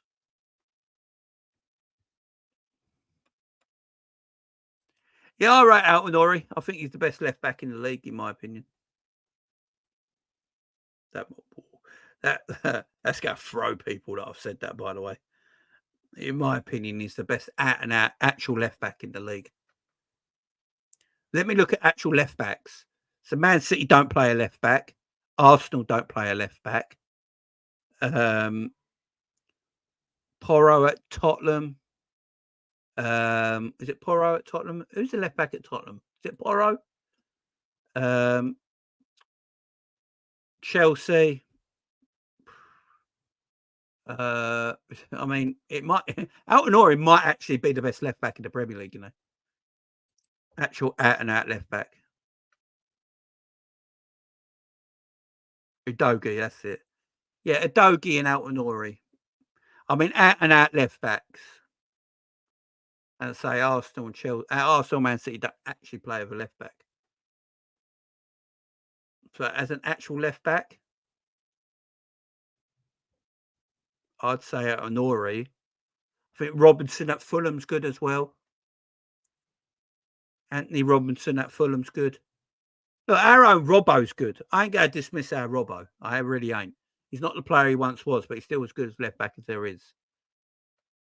Anthony Robinson, our Robbo, Ait-Nouri, and Udogie. They're probably the 4 best left backs in the league. Probably the 4. They're probably the 4 best left backs in the league.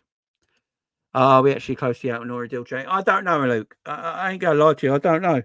All I know, the only things I know, apparently we're speaking to his agent today, who's apparently in Liverpool. Rumours are yesterday that his agent is in Liverpool to talk to Richard Hughes and Arne Slot today. That's all I know. And a lot of football websites and a lot of Liverpool social media sites are talking about like the agents at Liverpool and that Liverpool are looking at Ait-Nouri, and Ait-Nouri's first destination is Liverpool. Ait-Nouri wants to join Liverpool, and Wolves want about 40 million quid from him. So anyone is asking again from the title, that that's they're the ones. They're the ones. Yeah, he didn't play last season because of injury load, did he, Gang and Deep? But I'm with you. Yeah. There ain't many. That's what I'm saying. I think Ait-Nouri is a quality player, man. I think Ait-Nouri gets in every team in the Premier League at left back. Is that? Yeah, but he's more of a centre back, ain't he? He's not actually an out and out left back. Like, the left backs that we spoke about are actual left backs, where Gravdol plays left back, but he's actually a centre back, ain't he? He should be playing in a back. He likes playing in a back 2 or a back 3. If Ait-Nouri was at Man City last season, he'd be playing left back and Gravdol would be playing at centre back. But yeah, I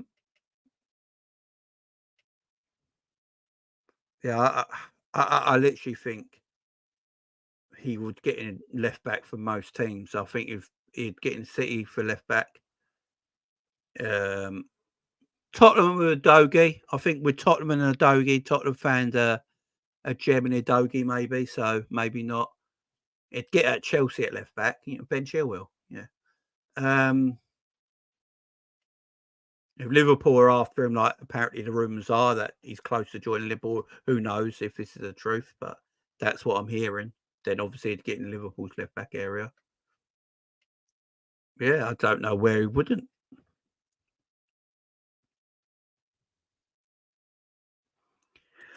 Yeah, I understand why they play him at left back, though, Grangandeep, to be fair. I understand why both country and Man City play him at left back, because he's a talented footballer. So talented. So you can play him there. But yeah, we all know he's an actual centre-back playing left back. Like Jamie Carragher was an actual centre-back that played right back and left back. Joe Gomez is actually a centre-back who can play full-back. That kind of thing. But if I'm talking about out-and-out left backs who can only really play on that left-hand side and can't really play central centre-back or anything like that, then Ait-Nouri and Udogie and a few others are probably the best at that in the league. Jay, would you take Ugarte and Edison or Edison? I'll take Edison all day. Ugarte's dog shit. Right, let me get this DM position, right? Let's talk about the DM situation. Let's talk about the DM situation because this is interesting. So this might be the biggest issue with Liverpool fans all over the world right now. It's a defensive midfield position. My take on defensive midfield might not be the same as everyone else's. It might not be the same as everyone else's. I personally don't feel like we need a DM like everyone talks about. Because, I've had arguments with Scraps, but not arguments, but me and Scraps have gone back and forward on this. The DM position is a completely different position than it used to be. I think we can all agree with that, yeah? The DM position is completely different to what it used to be. You look at DMs of the past and present, a DM like Polina, yeah? Polina is a proper DM, shit on the ball, but he's an enforcer in the midfield. He breaks up play. He wins tackles. By the way, a lot of tackles that Polina wins is because he's out of position. I'm just saying that. You know, so Polina makes a lot of sliding tackles because he's out of position. He has to make what we call recovery tackles. Do you know why they're called recovery tackles? Because they're not in position. If you're in position for a tackle, you wouldn't have to put recovery behind it. So yeah, Polina makes a lot of recovery tackles because he's positionally, he's not actually that good. But it all depends what you think of a DM is. I think DMs are changing. I think teams are looking at DMs to do a lot more than just being an enforcer in today's game. They're looking at them to get on the ball. They're looking at them to break play up, looking to get on the ball and pass the ball and break the lines for their passing and get involved in attacks as well, not just sit back and wait. They want them to get involved in attacks and build up play and be creative. They're not just looking for that enforcer role anymore. No, that's dying. People might not like to hear this, but it's dying. Real Madrid haven't got an enforcer. Camavinga and Tchouameni and Tony Cruz are not enforcers. They're cultured midfielders who can do everything. Rodri is a cultured midfielder who does everything. Declan Rice is a cultured midfielder that can do everything. If you're talking about the best DMs around, that's what they are. They're not just smashers. They're not just there to smash up the play. And Ugarte and Polina are one of the two DMs around that are enforcers. Ugarte on the ball is dog. He's terrible. I don't like Ugarte. I don't get what Ugarte got dropped at. Like Ugarte went to PSG, yeah, and got dropped. He got dropped for Vitinha, the Portuguese midfielder, who came in. Do you know why he got dropped? Because Ugarte shit on the ball. He can't pass the ball. He can't move the ball forward quick enough. He can't. He's crap when he gets pressed. He's not press resistant. He's an enforcer. He's a smasher. You know, Vitinha came in and got the ball. Kept the ball moving, moved the ball about the place, could get involved in attacks, can feed the ball through the lines, can play the ball to feet, can get attacks moving. That's why he came in. That's why Griezmann went into midfield for France.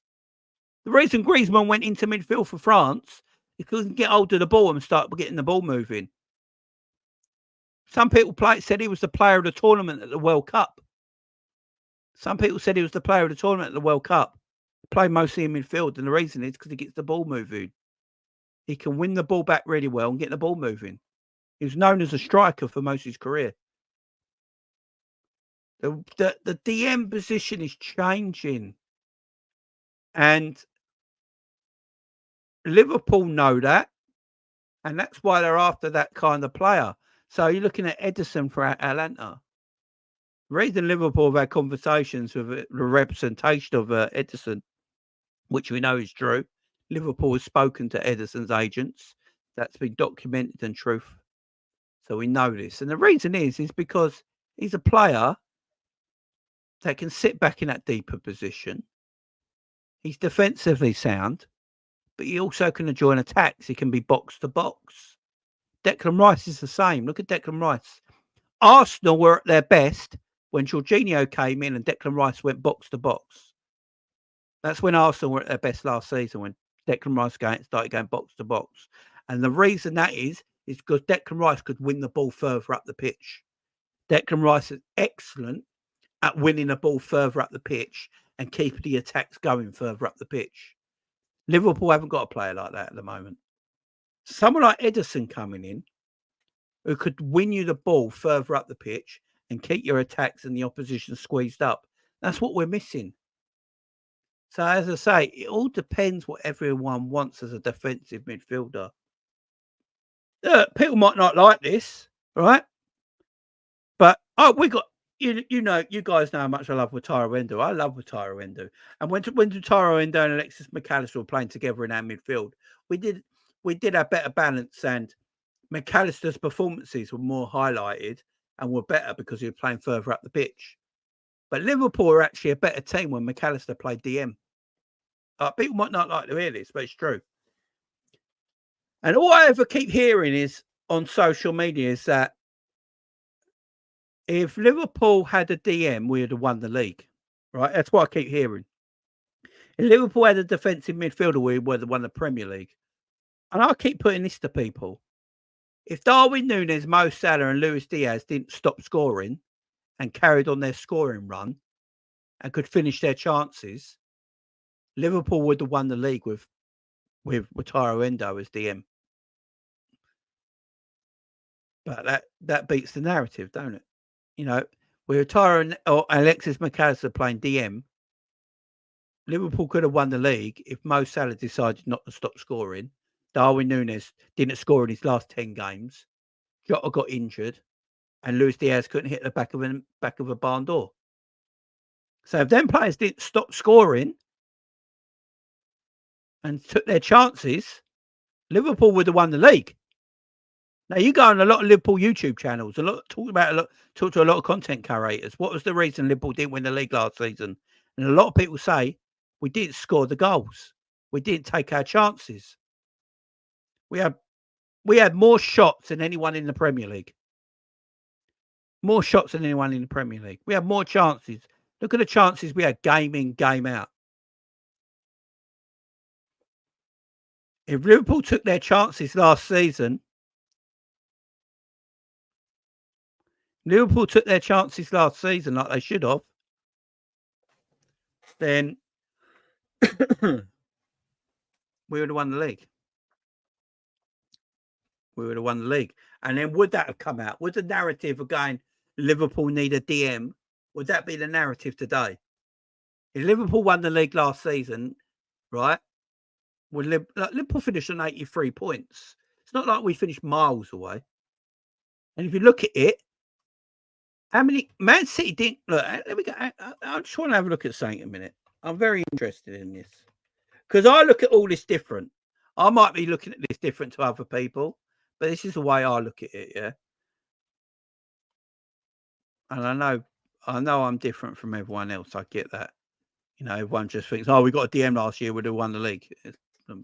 No, we wouldn't. So let me go to last season's league table. So Man City conceded 34 goals. Liverpool conceded 41, right? So what's that? 5, 6, 7, 8, 9. So Manchester City conceded 7 less goals than us last season, yeah? And they got Rodri in their team, the best DM in world football. They got Bernardo Silva, Kevin De Bruyne, Kovacic, Núñez, Foden, all in their midfield, yeah? And they conceded only 7 less than us, and they won the Premier League, right? But they scored 96 goals. Liverpool scored 86 goals. Fact of the matter is, Arsenal conceded 29 goals last season, yeah? 29 goals, the best defence in the Premier League by a mile, right? But they scored 91 goals and they finished second.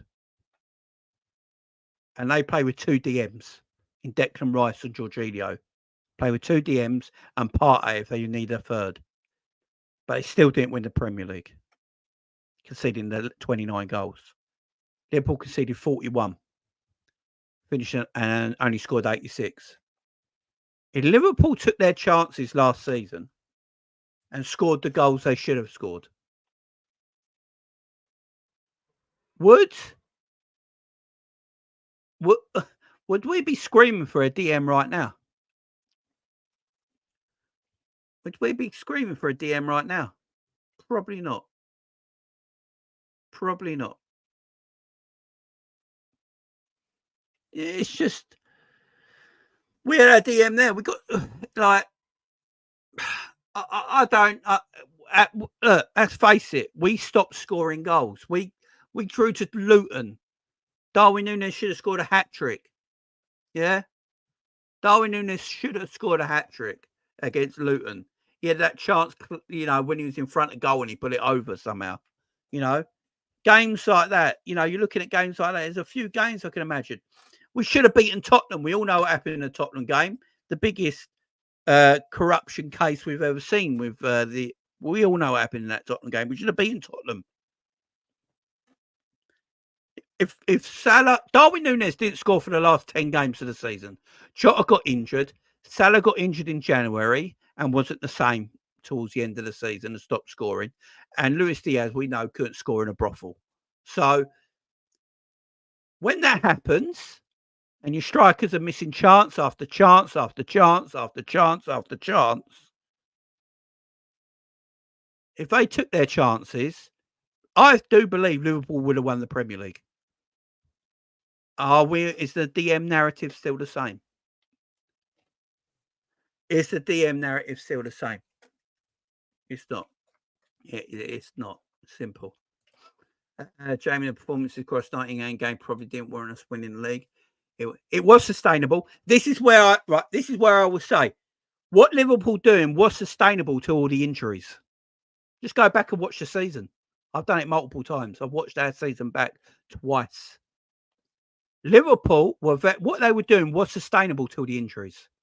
The injuries caught up with Liverpool. They didn't have a team. They couldn't put a team out. The kids started getting tired as well. And then the kids started getting injured. And we had no squad left.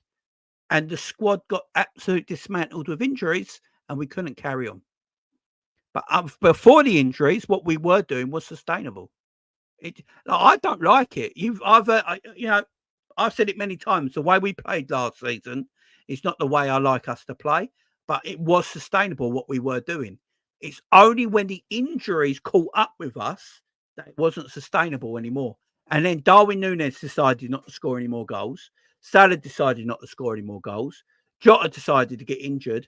And Diaz, as I said, couldn't score in a brothel. The only one who stepped up was Gakpo towards the end of the season.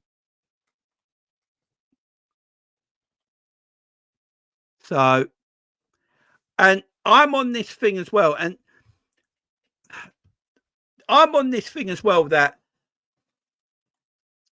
system is the issue as well. I'm going to put it to you right now. Arsenal's main DM is Jorginho. If Jorginho played for Liverpool last season, Liverpool still concede the same amount of goals. And here's why. The system. Liverpool play one-on-one defending. And I know Gangadit will agree with me on this because this is what we do agree on. The system last year, off the ball, was terrible. The way we played off the ball and set up defensively. Go and look at the way Liverpool set up defensively and then go and look at the way Arsenal set up defensively. When Arsenal haven't got the ball, they get everyone behind the ball. Everyone drops back and gets behind the ball. Arsenal almost play to a mid to low block when they've not got the ball. Go back and watch them last season and the season before. That's why they're defensively so good. The back four go narrow. The midfield become a four, and then they leave Odegaard and a striker sometimes waiting on the counter attack. Yeah, and they squeeze, and the defence and the midfield squeeze together. There's no gaps in between. Arsenal are tremendous off the ball at leaving no gaps in between their centre backs and their midfield. There's no gaps anywhere. Very hard to pass through Arsenal. Extremely, extremely difficult to pass through Arsenal Football Club, the way they defend. It's extremely easy to pass through Liverpool because of the way we set up. We set up, everyone's so wide. We play with that front foot. Everyone's attacking. From the goalkeeper to Darwin Núñez up front, all 11 players on the pitch at Liverpool Football Club, their first thought is attack. All the time. Virgil's first thought is attack. Alisson's first thought is attack. Everyone's first thought is how do we attack quickly and get a goal? That's how we defensively set up. So we're easier play through. Look how much room we leave the flanks and the wide players. You know, our fullbacks get exposed. Look how exposed Virgil is every week. You know, the midfield's over there. The midfield, Arsenal's midfield and their defence when they're off the ball is like that. When Liverpool are not got the ball, right, and they're defending, their midfield is here and defence is here. And there's always that massive pitch in between them all the time. Because the way we set up. It's the way we set up. System is a massive thing. We can't press. We went and bought midfielders in the summer that don't press. Makes sense, don't it? You know, McAllister's not really a presser. Gravenberch's not really a presser. Szoboszlai can press because he's quick, but you don't really want him to play like that. So we went and bought. We lost Henderson, Fabinho, and Gini Wijnaldum, and James Milner. 4 players in the Klopp era that are instrumental to the way we played. People will not like to hear this because it's not fashionable, yeah. But Jordan Henderson and Gini Wijnaldum were as good as a defender as Fabinho was. Everyone's got it in their head that Fabinho played as a lone 6. Klopp said it himself. That's bollocks. You know, Fabinho didn't play as a lone 6. Gini's work rate off the ball, Jordan Henderson's work rate off the ball defensively was tremendous. Salah's defensive ability, Bobby Firmino's defensive ability, Mane's defensive ability off the ball was tremendous. Now, you play the same way and put players that can't do it anymore. Salah doesn't not want to press anymore because he's getting older, right? So he doesn't want to do it anymore. Luis Diaz can't press. Jota can, but shouldn't need to. And Darwin Núñez can't press. McAllister doesn't want to press. He wants to get hold of his ball, get hold of the ball and be creative. He doesn't really want to defend. Szoboszlai will press because of his pace. Gravenberch doesn't really want to press. He's a ball carrier. So when you play with the same system, but you haven't got the tools to play that system, you get found out. And Liverpool got found out last season because we played the system we always play, but we didn't have the tools to play it. So you got to buy the tools that play that system. Simple. Everyone wanted goal-scoring midfielders. Everyone wanted goal-scoring midfielders and creative midfielders. So what did Liverpool do? They listened and went and got creative and goal-scoring midfielders, and it made us worse. Defensively, it made us worse. Attacking-wise, we weren't even better.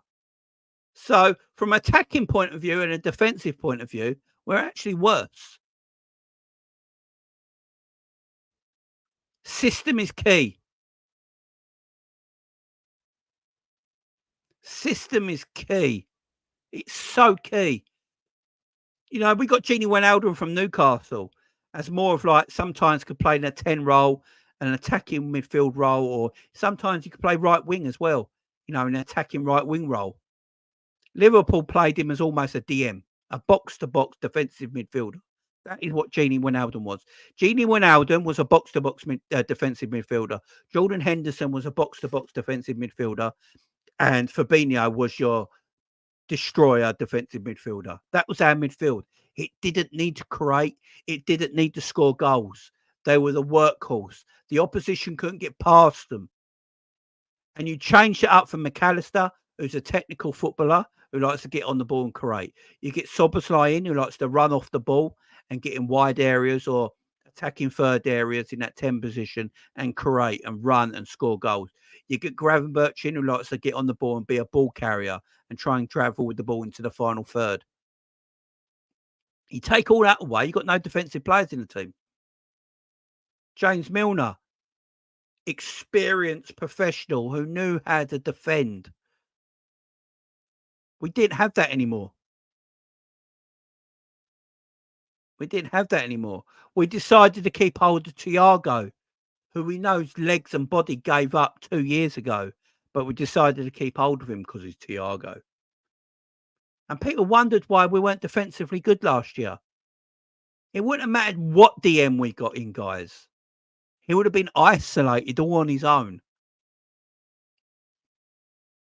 Now, what you got to do this year, the players we got this year, Arne Slot's got to come up with a system that gets them playing better and suits them better. And then you win things. System is key. I don't like it, but unfortunately, football is now a systematic sport. I think we can all probably agree with that. The way football going now, it's a systematic sport. You've got to have certain systems and players have to play to that system. Look at Man City. Look at Doku and Jack Grealish. They're not quite the same players they used to be. A lot of people would say that Grealish and Doku used to be more exciting players till they went to Man City. But Pep systemize them. It's what happens. You get systemized. You know, you have to play within a system, and that's what's happening. Liverpool have got a system. The Klopp system is an extremely good system, but if you don't get the right players for that system, it ain't gonna work. Look at Darwin Núñez, for instance. Do we play a Darwin Núñez strengths? Probably not. We try to make Darwin Núñez saying he ain't a defensive-minded striker who can hold up the ball, join in attacks, think defensively and attacking. Well, buy a player that does that. Why buy Darwin Núñez? It makes no sense. That's all I'm going to say about it. You get midfielders that like to defend. Get midfielders in that like to defend. I don't need every midfielder being creative. I really don't. I don't need every midfielder coming to my football club needs to be creative and get on the ball and do what Man City do. Or I don't need it. It worked for Liverpool in the past, and we changed it, and it didn't work. Let's go back to what we know. Let's get back to the way we know how to play. Get defensive-minded players. You know, you look at Arsenal, Jorginho, Declan Rice. They're not creative-minded players. They're there to protect the defence, protect the midfield. That's what they're there to do.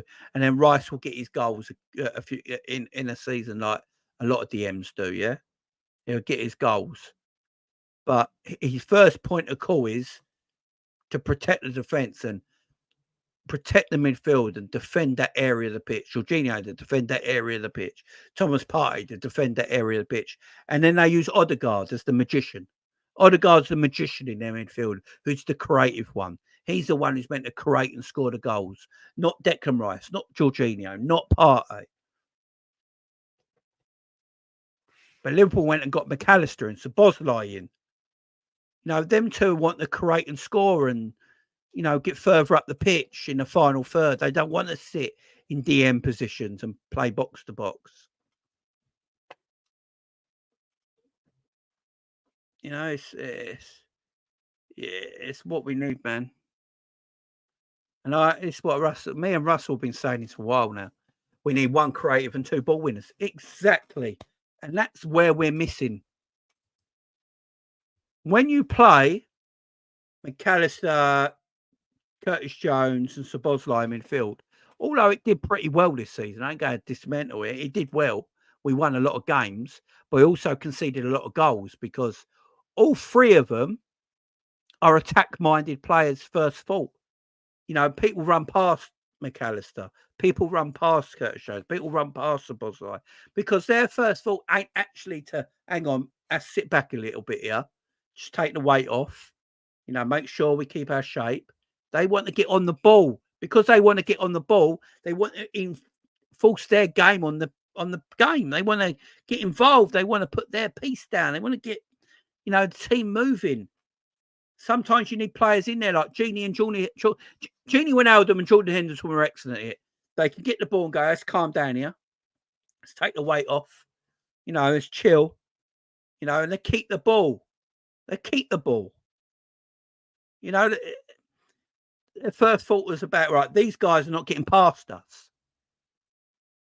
What we need is get that again in this midfield. Get a midfield. If we could have, I don't know, if you want to go get Ederson from Atalanta, who I would take, go and get Ederson from Atalanta, yeah? And play Ederson and Endo and McAllister as your midfield three. Liverpool will be better next season than they were this season defensively. Without a shadow of a doubt. Without a shadow of a doubt. If you play Endo and McAllister in a double, like together, not in a double pivot, but just together in midfield, and you play McAllister as your more creative midfielder further up the pitch, Liverpool defensively will be better. Far better. Far better. Yeah, Ronaldo was underrated, man. But yeah, that's all I want to do for this video, guys. Big up for everyone. Big up Kurt. Kurt said, "Hi, bud, just joined. What's the news?" So, yeah, the news is apparently that Ait-Nouri's agent is apparently in Liverpool this weekend to talk to Richard Hughes. That was a lot of rumours going online the last 24 hours, and a lot of football websites and a lot of social media sites and Liverpool channels are talking about like Ait-Nouri is Liverpool's first choice. He wants to go to Liverpool. Wolves have put a £40 million price tag on his head. In Liverpool want him. So putting 2 and 2 together, that might be the first signature on the paper. It wouldn't surprise me if that may be the first signature Liverpool make. Who knows? But I don't know if it'll happen. Who knows? We might be close to sealing it. We might not be. But Ait-Nouri's agent is talking to Liverpool right now. That's all we know. Hopefully, fingers crossed, man.